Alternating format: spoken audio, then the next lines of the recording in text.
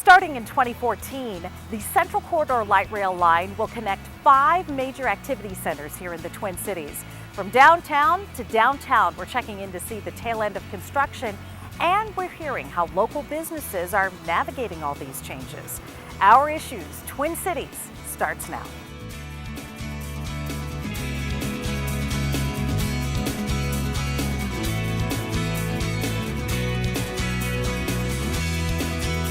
Welcome to Our Issues Twin Cities. I'm Benita Sakar. Thanks so much for joining us. Joining me now is Met Council's Senior Community Outreach Coordinator, Shoua Lee. Thank you so much for being here. Thank you for having me. We are so excited to talk about Central Corridor and what's going on University Avenue. And I think people have seen the construction and they want to know, okay, what are the facts involved with Central Corridor?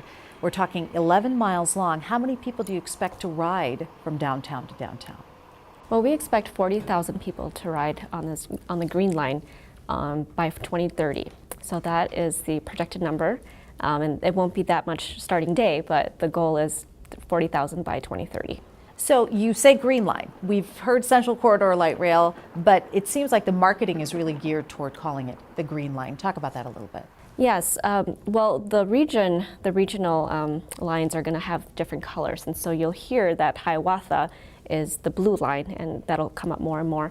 And the Central Corridor will be branded as the Green Line. So we want to get people acclimated, but we also want them to know that it's still the same thing. Green Line and Central Corridor is the same thing. Okay, so where do we go from here? I think people see that the ground has been dug up, everything seems to be in place. How soon? We're not expected to see a light rail train running until 2014 with people inside. What goes on from now until people start riding? Well, we still are in construction. We're at 92% complete, and we are working on our systems contract primarily right now. So a lot of the cable pulling that you might see going on along the alignment, the fiber optics that are happening at the stations, power substations that are being installed. So there is still some construction happening. It's just not that impactful digging up of the roadway that we saw for the last few years. So there is still work happening, and then after that, there's also a lot of testing that has to go on with the trains as well. So talk about some of that testing. This is extensive. You're not just going to have a light rail train up there and say, all right, passengers, get on board. No, we're not. We want to make sure that everything is working properly and that everything is absolutely safe. And so every train gets roughly about, I believe it's 1,000 hours of testing. And then once the entire alignment is complete, every switch, every ticket machine, every wire has to make sure that we have to make sure it's working properly, that everything's aligned with each other. Talk about the marketing effort of getting the word out about this, that this is available, that this will be a great way to connect the two downtowns. There's been so much of it already, but now it's a reality because people can see it. Yes, luckily that's not my duty, but Metro Transit will be taking that over, the marketing department at Metro Transit, and they do a great job with letting the community know that, that this line is available and how to ride it and how to ride it safely. And so right now we're doing a safety campaign about the pre-testing and what to expect when the trains are out there in the avenue, but Metro Transit will really take over it for the ridership safety. Okay. And so they'll be doing a lot of promotion of the line and how to ride it safely. We'll talk about safety a little bit more in depth a little bit later, but as far as when you are reaching out to the community, what are some of the biggest questions that you encounter? And give me some answers to those questions. The big ones are, when can I ride it? How much will it cost? What can I connect it to? Can I get on the bus and then get on the rail? And you can. You can transfer from bus to rail and back. And so those are kind of the big ones. How much will it cost? It costs about $225 during off-peak time and $250 during peak. I believe that's correct. And then, yeah, you can ride for 2.5 hours. So you can take a ride over if you're on, by the Capitol. You can ride over to Target within that 2.5 hours, and then pick up some groceries and then head back on one fare. So it's actually pretty great. And how many stops along the way?